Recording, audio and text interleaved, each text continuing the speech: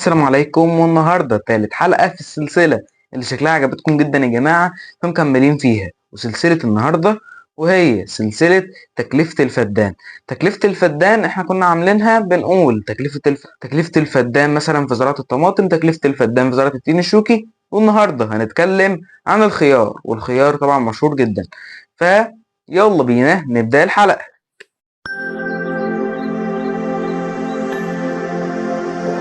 أول حاجة في دراسة جدوى عن الخيار وهي تكلفة فدان الخيار 4000 ل 10000 شتلة خيار.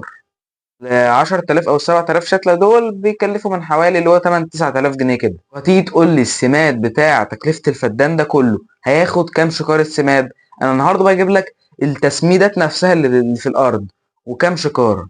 فأول حاجة احنا معانا 3 شكاير فوسفات، وخمس شكاير يوريا، وست شكاير نترات نشادر، 3 شكاير بوتاسيوم، ومن 20 ل 30 متر مكعب سماد بلدي اللي هو بتاع البقر او بتاع الحمام. تكلفة كل اللي انا قلته دوت وهو 15400 جنيه. 15000 و9000. الفلاح بياخد 5000 ونص ل 6000 جنيه.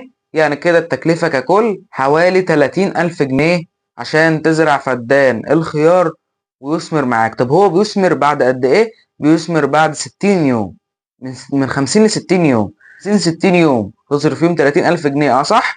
ولكن المكسب خيالي حرفيا من زراعة الخيار وهو 800 ألف جنيه. طب الصافي بقى، الربح خالص الصافي هو 770 ألف جنيه.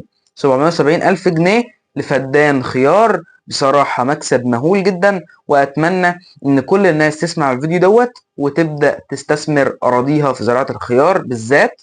وتاني حاجة ممكن تستثمر فيها أرضك وهي الطماطم، برضه جميلة وحاجة حلوة جدا. بصراحة الخيار 770 ألف جنيه جميل قوي يعني، من 10 ل 15 طن خيار. حاجة في الخيار إن هو بيثمر بسرعة وبيحتاج سماد مش كتير قوي يا جماعة. وبس، ودي كانت دراسة جدوى عن الخيار جميلة جدا. سلام عليكم.